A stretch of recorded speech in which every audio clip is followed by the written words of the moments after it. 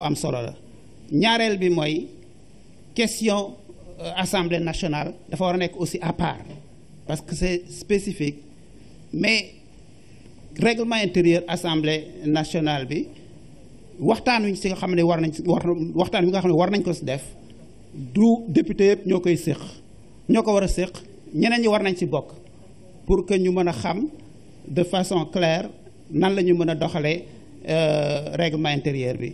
président wax na sànq ni dañ koy def loi organique naam loi organique la ñu bind et su fekkee ni loolu def nañ ko loi organique ça veut dire que lépp loo xam ni war nañu mën a waxtaan ci assemblée nationale boobu dafay nekk loo xam ni dafay am une valeur importante boo xam ni ñëpp dañu war a xam ni lu am solo la moo tax ma yaakaar ni ci mbir moomu war nañ ko mën a sérieux waxtaan ci à part.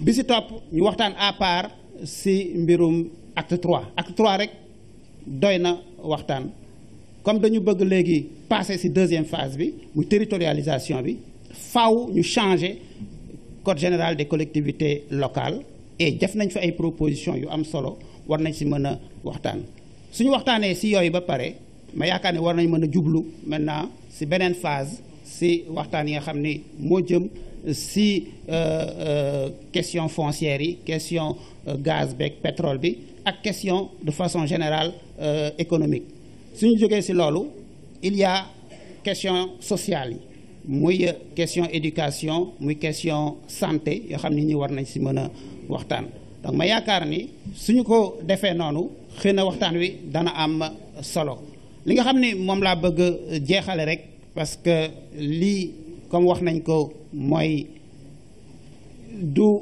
waxtaan wi war nañu fexe ba waxtaan wi di ñëw ñu organiser ko bu baax a baax a baax fexe ba mu bañ a yàgg diir bi bañ a gudd mu mën a efficace ñu génn ci ay résultats yu leer man loolu laa yaakaar ni war nañ ko mën a def et pour loolu war nañu mën a rapidement def ay propositions xaw ma nag ndegam c'est le ministre de l'Intérieur mooy def propositions yi ou pas mais war nañu mën a def ay propositions ou bien ñu laaj ku ne lan lañ xalaat ni noonu la ñu war a doxalee waxtaan wi ak ci ban diir suñ ko defee rek je crois que dañu mën a egg ci dialogue bi gën parce que dialogue bi pour man lu am solo la maa ngi leen loolu rek laa bëggoon a wax vraiment di leen gërëm di leen sant.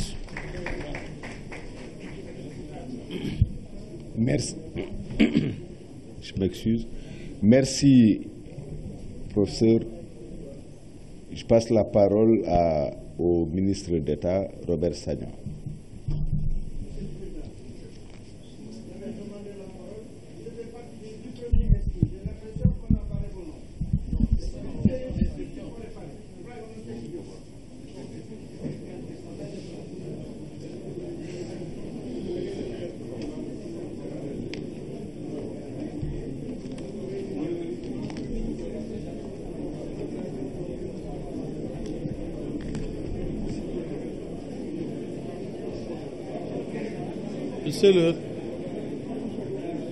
Monsieur le Président de la République, permettez-moi tout d'abord de saluer la présence du Président de l'Assemblée nationale, du Président du Conseil économique, social et environnemental, de saluer également votre Premier ministre, de saluer votre directeur de cabinet, sans oublier bien entendu votre gouvernement qui travaille si efficacement mais avec beaucoup de, comment je dirais, beaucoup d'humilité et de discrétion, mais tout aussi efficace. Je voudrais saluer également et me féliciter de la présence des chefs religieux, féliciter les députés, l'Assemblée nationale, les partis politiques, les syndicats et tous les invités ici présents. Monsieur le Président, c'est pour moi un honneur et c'est un privilège qui m'est cher également de prendre la parole devant cette illustre Assemblée. Et cela m'amène d'emblée à vous féliciter pour cette heureuse initiative, celle de rassembler toutes les forces vives de notre pays pour un dialogue national, un échange, un dialogue, comme disent les Wolofs, ayant pour objectif majeur le renforcement de notre démocratie, l'amélioration et le fonctionnement de l'État. Cette initiative illustre votre constante volonté d'ouverture, de rassemblement et d'échange qui caractérise cette constance de partage, d'association et d'écoute. L'histoire de notre pays révèle au monde entier l'exception sénégalaise, celle d'un pays de tolérance, d'ouverture et de démocratie. Une démocratie apaisée, participative. Depuis cette élection, votre élection à la magistrature suprême, vous avez poursuivi en la renforçant cette volonté d'approfondissement de notre démocratie, cette volonté d'ouverture, encore une fois, comme je le disais tout à l'heure, de partage. Pour rappel, des initiatives nombreuses sont à mettre à votre actif. Vous en avez rappelé quelques-unes tout à l'heure. Je pense notamment à la concertation nationale sur l'enseignement supérieur, les assises de l'éducation nationale, la Commission nationale de réforme des institutions, la conférence sociale nationale, le forum sur l'administration, le Conseil national sur l'investissement, la rencontre avec les éleveurs, les agriculteurs, les pêcheurs, et j'en passe. Ce faisant, je disais, vous perpétuez en réalité une tradition bien sénégalaise, et vous l'avez renforcée et l'avez élargie, tout en la modernisant. Ce dialogue national est non seulement pertinent, il est utile, il est nécessaire, il doit être aussi permanent.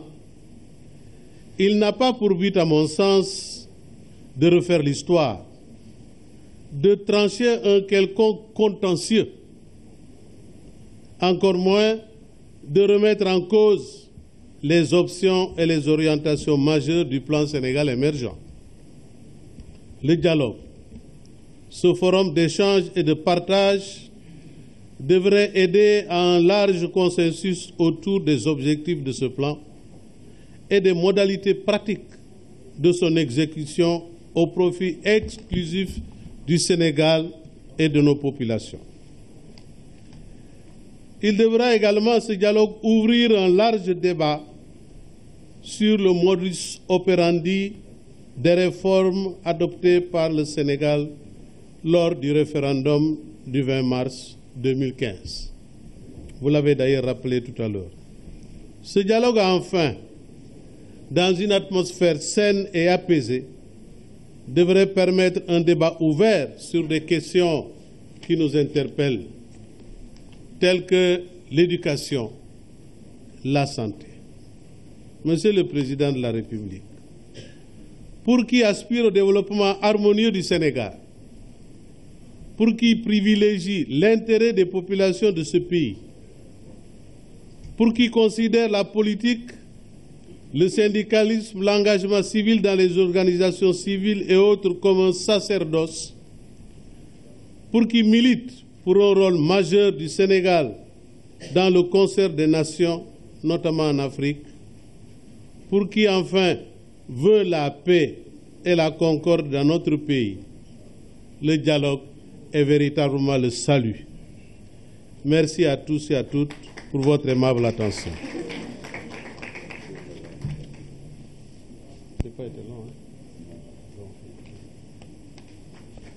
Merci, Monsieur le ministre d'État, Robert Sagna.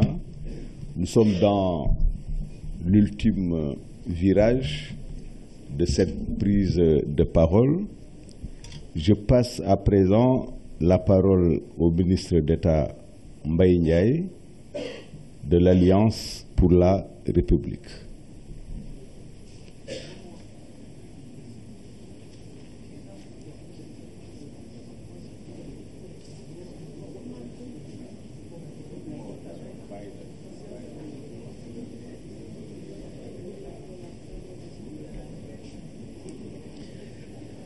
Excellence, en tant que représentant de l'APR, je me ferai le devoir de respecter la solennité de l'événement. Les attaques qui ont été souvent dites à l'encontre de l'APR Yakar, votre parti, je les comprends et je les accepte. Et je demande à mes camarades de les comprendre et de les accepter. J'aime tous ceux qui aiment le Sénégal et aiment le président Macky Sall. Et là, Diouf, vous êtes notre ami. Le parti n'a jamais pris position pour vous attaquer. Jamais. Et deuxièmement, Monsieur le Président de la République, c'est vrai, vous êtes d'abord un militant responsable du parti. Ceux qui disent que d'ici 7 ans, vous serez dans l'opposition se trompent lourdement, très lourdement. Dieu seul sait. C'est vrai, peut-être vous ne serez plus président de la République au-delà des 7 ans. Mais le reste, Dieu seul sait. C'était en tant que responsable et ayant eu la confiance d'être désigné au nom de l'APR Yakar, c'est pour quand même donner de la confiance réciproque aux uns et aux autres. L'APR Yakar est ouvert et respecte tous les partis politiques et toutes les idées, les opinions, mais c'est vrai aussi que nous ne nous laissons pas faire. Ceci dit, Excellence, Monsieur le Président de la République, Mesdames et Messieurs les représentants des organisations politiques, des ordres religieux, de la société civile, des organisations syndicales et des mouvements citoyens. Mesdames et Messieurs, à chacun des grands moments de son histoire, le peuple sénégalais a su répondre présent et relever les défis avec lesquels il a été confronté. Il a su surtout puiser dans ses forces profondes et son génie propre tous les ressorts qui lui ont permis d'emprunter les pistes salutaires pour être à la hauteur des enjeux d'une vraie démocratie. Aujourd'hui, c'est une nouvelle et belle page du grand livre de la République du Sénégal qui s'ouvre, celle qui voit les forces vives, patriotiques, républicaines et citoyennes, dans la pluralité de leurs identités, s'accepter dans l'affirmation et le respect de leurs différences, mais convaincus que le Sénégal vaut tout et que rien ne vaut le Sénégal. Le Sénégal vaut tout, mais que rien ne vaut le Sénégal.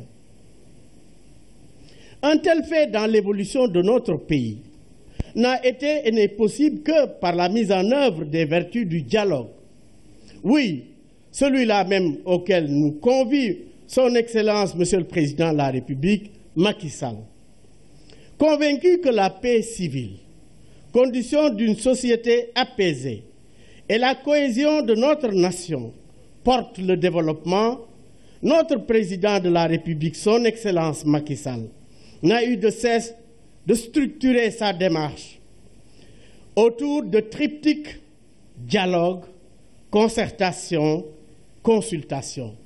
Il en a été ainsi de la création d'un Haut Conseil pour le dialogue social, concertation nationale sur l'avenir de l'enseignement supérieur, les assises de l'éducation et de la formation, les consultations de la Commission nationale pour la réforme des institutions, les consultations de la Commission nationale sur les réformes foncières, etc., etc., etc.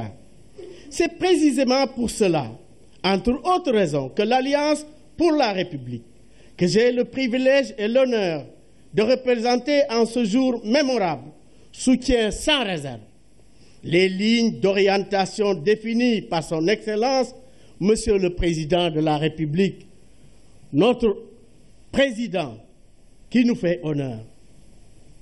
L'Alliance pour la République souhaite, dans le respect des belles traditions de délibération dont s'honore notre pays, le Sénégal, que les thématiques majeures du dialogue portent principalement sur la mise en œuvre des textes issus du référendum du 20 mars 2016, en dehors évidemment des institutions déjà adoptées par voie référendaire.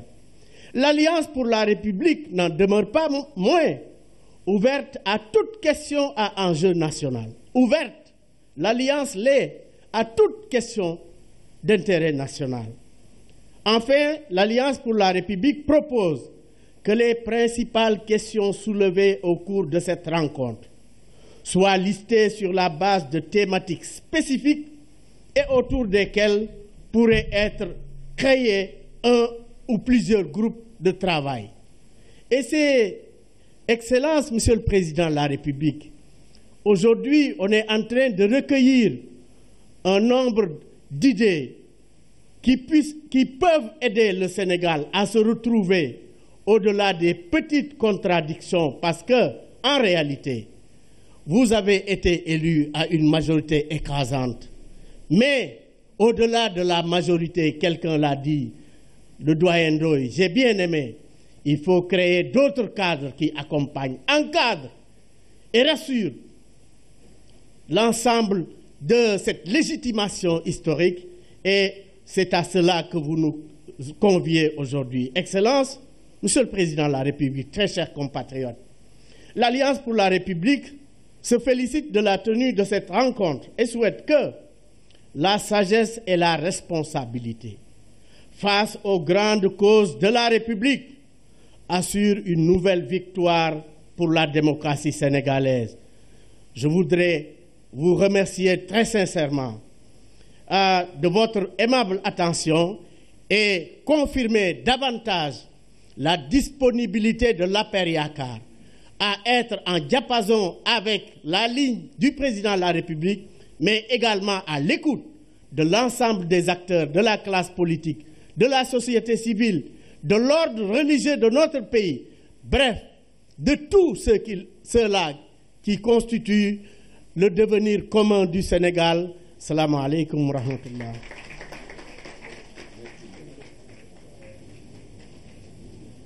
Merci, Monsieur le ministre d'État Mbaye Ndiaye. Il nous reste 2 intervenants. J'appelle Monsieur Omar Sarr. J'appelle Monsieur Omar Sarr. S'il vous plaît, votre attention, s'il vous plaît. Soyez respectueux de l'Assemblée. Soyez respectueux de l'Assemblée. Qui prend la parole? Monsieur Omar Sarr, secrétaire général adjoint du Parti démocratique sénégalais. Coordonnateur. Coordonnateur plutôt, excusez-moi.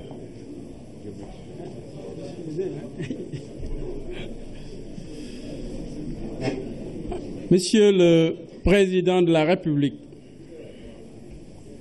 Monsieur le Président de l'Assemblée nationale, Madame la Présidente du Conseil économique, social et environnemental, Mesdames et Messieurs les ministres, Mesdames et Messieurs, chers invités, Monsieur le Président, nous nous félicitons de ce premier dialogue national et espérons qu'il aboutira à des résultats positifs pour la classe politique et pour le peuple sénégalais.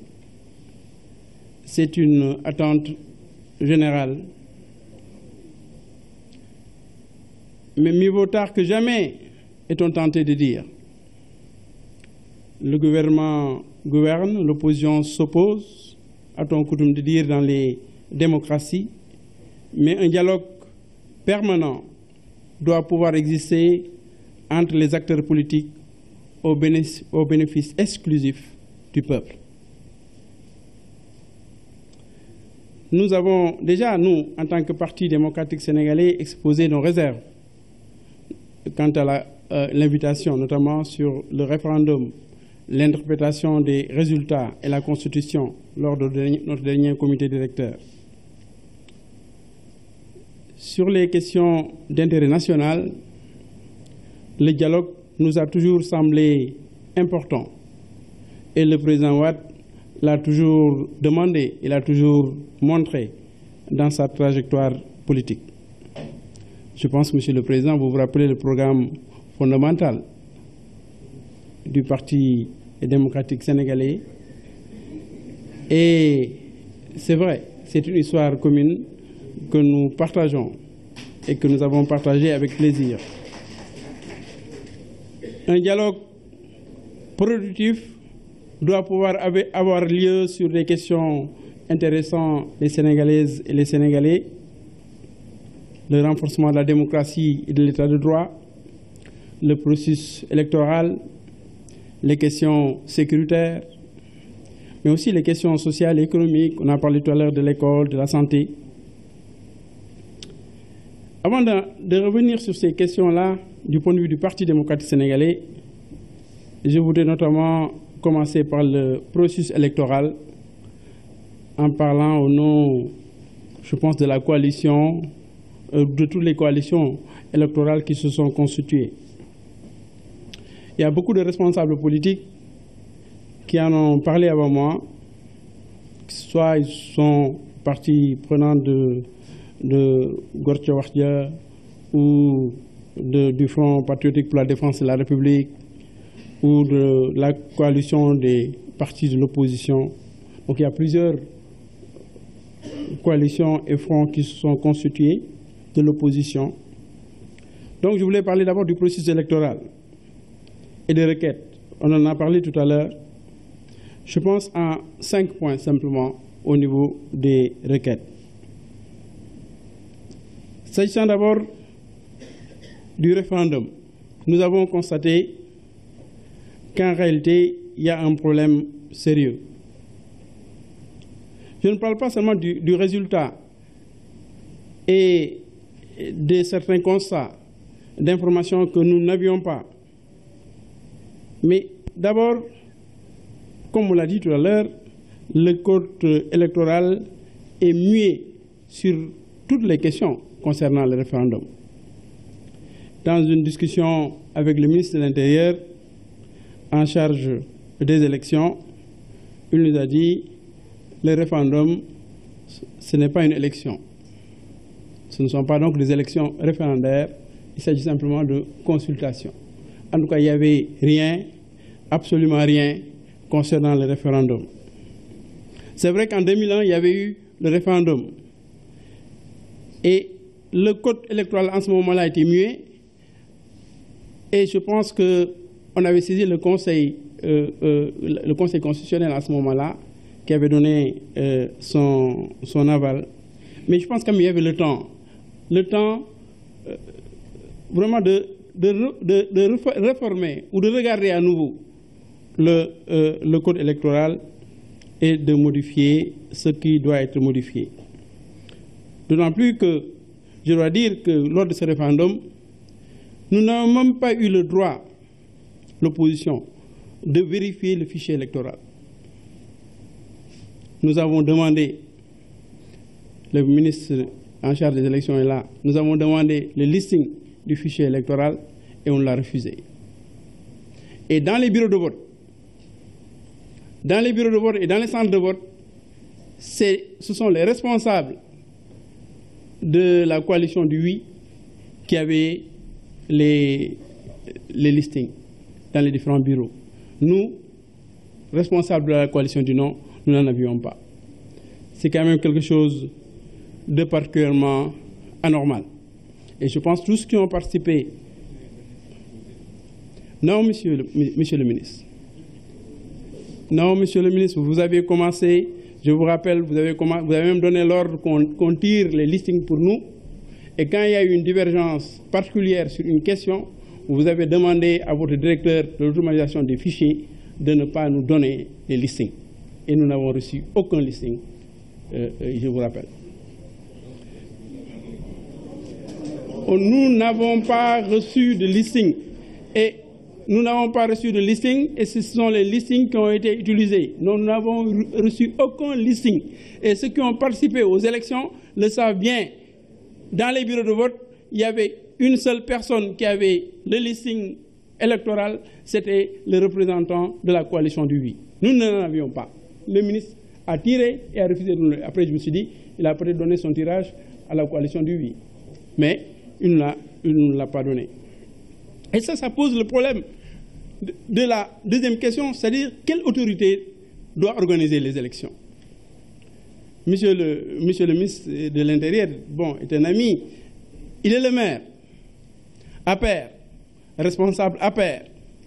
Quand il va organiser des élections locales, il va organiser pour lui, dans sa commune. Et ça pose des problèmes. Nous, au niveau de l'opposition, nous avons pensé qu'il faut une autorité indépendante pour organiser les élections. Monsieur le Président, vos précédents l'ont fait. Ils ont dû nommer à des moments précis des ministres en charge de la question électorale. Je n'ai absolument rien contre le ministre, mais c'est une question de principe. Il peut être chargé de la sécurité, mais sur la question électorale, mieux vaut une personne neutre qui n'est pas impliquée dans le processus électoral. Et comme nous n'avons pas eu le fichier électoral, bien sûr, nous demandons son audit, parce que peut-être qu'on nous cache des choses.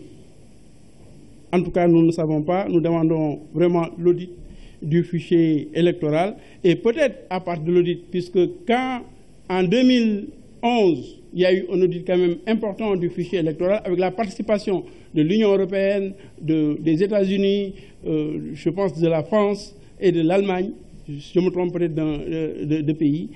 Bon, mais il y a eu donc un audit qui a été organisé, et en ce moment-là, il y a eu un comité de surveillance qui a été créé. Je pense qu'il faut aller vers cela avec, disons, la présence de tous les acteurs politiques, qu'ils soient de l'opposition ou qu'ils soient du pouvoir. L'accès aux médias, nous en avons parlé tout à l'heure. Nous n'avons pas eu droit à l'accès, notamment à la RTS, pendant toute la période électorale du référendum. Vous n'avez jamais eu l'opposition à la RTS. Ça posait quand même un certain nombre de problèmes. L'opposition aussi demande le respect du calendrier républicain. Nous sommes en 2016 et dans un an, il y aura les élections législatives et nous pensons qu'il faut maintenir à bonne date ces élections législatives à venir en 2017. L'élection présidentielle aura lieu en 2019. Monsieur le Président, je voudrais revenir concernant le PDS, notamment sur le renforcement de la démocratie et de l'état de droit. Vous le savez,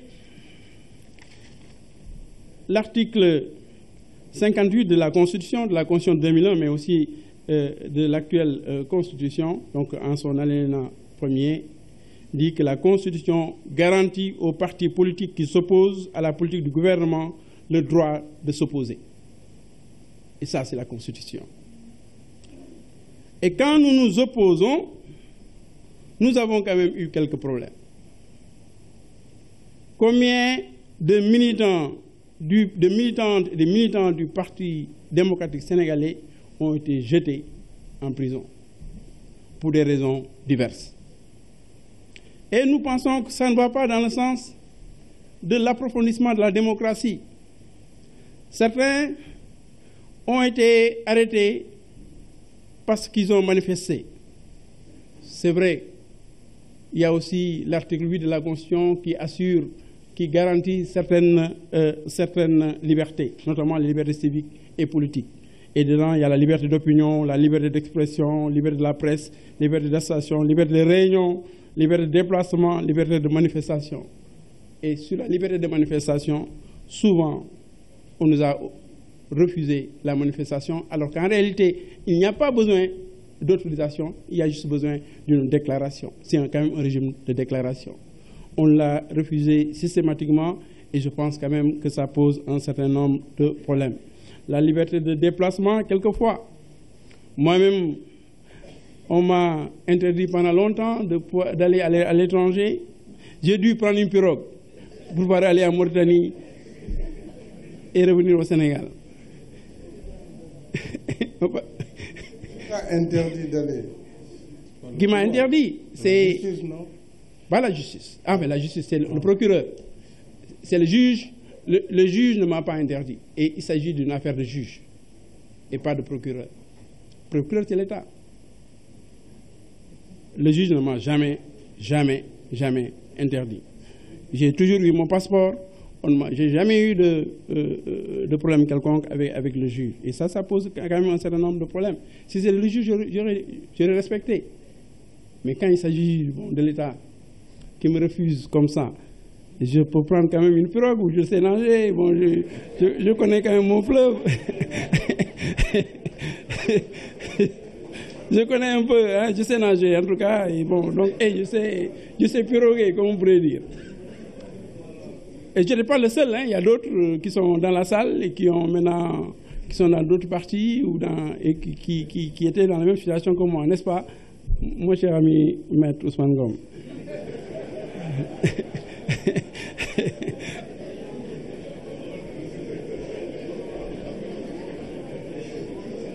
Et donc, cette question de harcèlement de l'opposition est quand même une situation, je pense, qu'il faut gérer dans une démocratie apaisée. Souvent, on nous a dit, vous avez offensé le chef de l'État. Dans beaucoup de démocraties, c'est un délit qui a été effacé. Parce que quand même, Monsieur le Président, vous êtes un chef d'État, vous êtes la première institution du pays, vous êtes respecté, mais quand même, vous n'êtes pas un roi. Et je pense que de ce point de vue-là, chaque fois qu'on utilise offense au chef de l'État, je me suis toujours personnellement opposé offense au chef de l'État. C'est quand même une mesure, c'est un délit suranné. Il faudrait qu'on travaille, que vous travaillez, Monsieur le Président, à quand même moderniser un peu ces délits-là. Et il y a aussi cette loi, ce qu'on appelle en France la loi anti-casseur, qui est insérée dans le code pénal. Donc à chaque manifestation, on peut arrêter qui on veut dans les manifestations, même si on est à 1 kilomètre d'une bagarre, on peut être impliqué et avoir des problèmes au niveau... donc ça pose quand même un certain nombre de problèmes aussi que nous avons dit. Il y a l'affaire de la CREI et des juridictions d'exception. Et là, nous avons bien sûr notre candidat à l'élection présidentielle, Karim Meïssa Wade, qui est en prison aujourd'hui avec d'autres. Et nous pensons que dans une démocratie apaisée, on devrait pouvoir trouver des solutions. D'autant plus que par rapport à ces questions, non, nous d'abord nous demandons quand même la suppression de la CREI comme de toute juridiction d'exception. Mais sur ces questions, ce qui ne marche pas trop, c'est que quand quelqu'un se sent menacé, il va directement dans ce qu'on appelle les prairies hein? Marron. Hein? J'ai cherché le mot. Donc, les prairies sont bleues. D'accord. Oui, il n'y a plus rien. Bon, quand quelqu'un est menacé, il se tourne automatiquement vers les prairies marron. Et ça pose un problème. À ce moment-là, il n'est plus, quand cette personne-là n'est plus inquiétée, soit la personne va directement et devient militant de l'APR, soit elle crée un parti tampon vers l'APR. C'est ça la situation. Et on peut malheureusement dénombrer beaucoup de cas. Je n'ai pas dit que mes amis qui sont là, qui étaient dans le PDS, ont créé des partis tampons vers la paix. Hein. Je n'ai pas dit cela. Mais en tout cas, beaucoup de personnes menacées sont allées directement là-bas. Et ça pose un problème. Donc, c'est le harcèlement concerne l'opposition, et notamment le principal parti de l'opposition que nous sommes.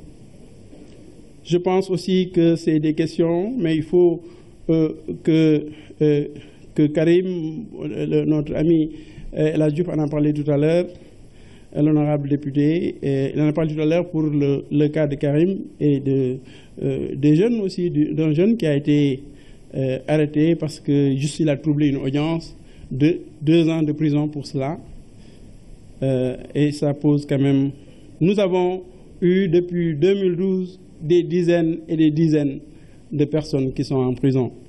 Nous demandons vraiment, dans une démocratie apaisée, avec ce dialogue national qui démarre, nous pensons que vous pouvez nous aider à régler ces problèmes et à faire en sorte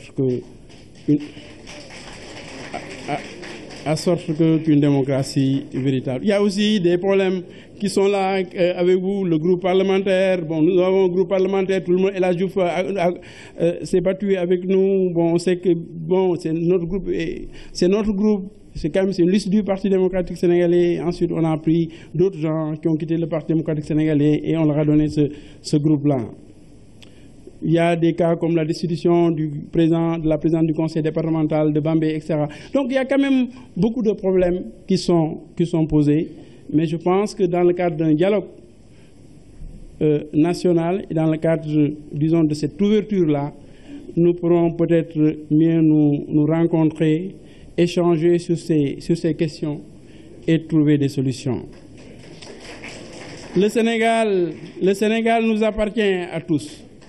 Et nous devons, je pense, travailler à avoir renforcé cette démocratie, à avoir la paix. Nous ne sommes pas des casseurs, nous ne sommes pas... L'opposition est là, elle s'est exprimée responsablement. Et elle vous respecte et reconnaît que vous êtes le président de la République. Et cela va de soi. Donc je pense qu'avec ce dialogue, nous allons peut-être aller vers une nouvelle étape. Et c'est important, nous devons pouvoir être associés à beaucoup de questions. On a parlé des questions sécuritaires, on a parlé aussi des questions sociales et économiques, l'école.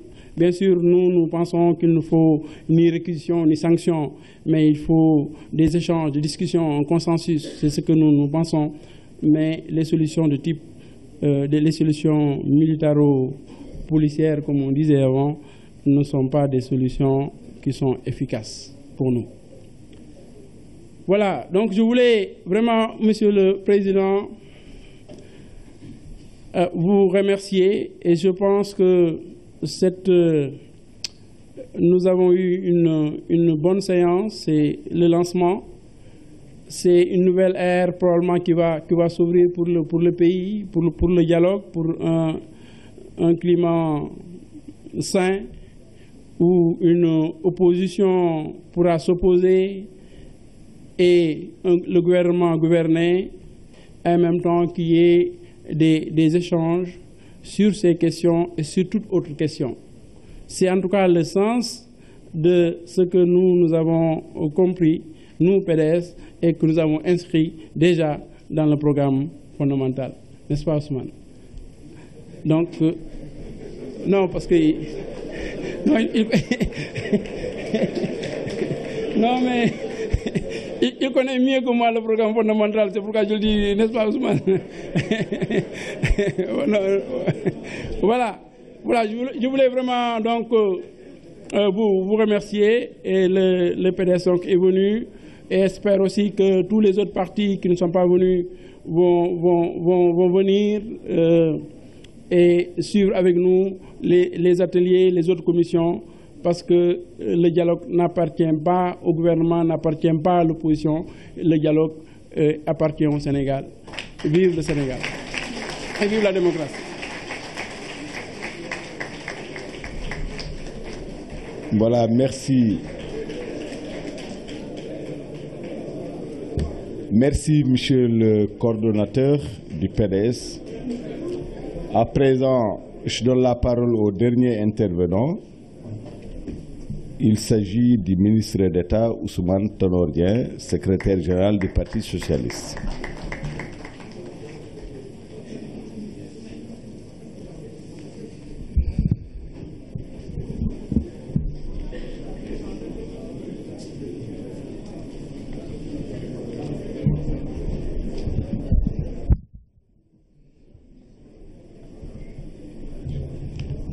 Monsieur le Président de la République, Monsieur le Président de l'Assemblée nationale, Madame la Présidente du Conseil économique, social, environnemental,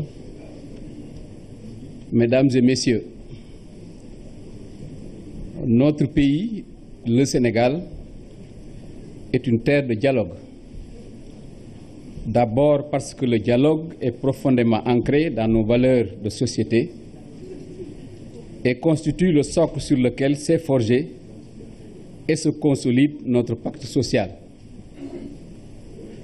Ensuite, il constitue le ressort sur lequel s'est construit et s'approfondit notre système démocratique depuis plusieurs années. Enfin, le dialogue, comme la teranga, constitue des marqueurs de notre identité en tant que pays, tant sur le plan interne que sur le plan international. Héritier de cette tradition du diso, pour citer le terme wolof consacré, notre responsabilité commune face aux défis du temps présent et de l'avenir est de préserver ce legs pour renforcer le tissu social aussi bien pour rendre notre démocratie plus vivante.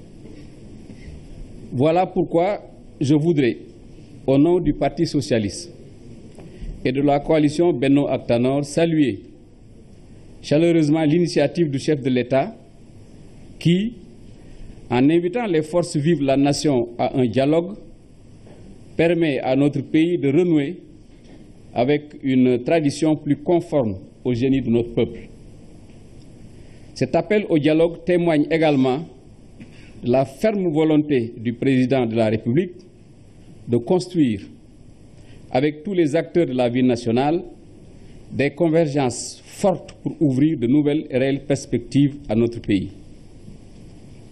En répondant à votre invitation, Monsieur le Président de la République, le Parti socialiste, avec la coalition Benno ak Tanor, reste fidèle à l'héritage de mes illustres prédécesseurs à la tête du parti, Léopold Sédar Senghor et Abdou Diouf, qui ont été constamment soucieux de bâtir un consensus sur les grandes questions d'intérêt national. De ce point de vue, l'histoire de notre parti est éclairante pour comprendre pourquoi ces concertations nous importent au plus haut point et nous trouvent préparés et acquis à la nécessité de nous accorder avec les autres acteurs de la vie nationale sur un consensus mobilisateur et productif. Si nous participons à ces concertations souhaitées par le chef de l'État, c'est aussi parce que depuis toujours, nous croyons aux vertus du dialogue. Nous croyons également à la capacité des parties prenantes à hisser les intérêts supérieurs de la nation au-dessus de nos divergences pour parvenir à des accords conciliants. Il est vrai que l'exercice n'est pas aisé, tant il faut du chemin pour arriver à des accords. En effet, le consensus exige la patience, le sens de l'écoute, l'humilité, le respect de l'autre, toutes choses qui doivent être menées de pair avec l'expression des convictions et la bonne foi.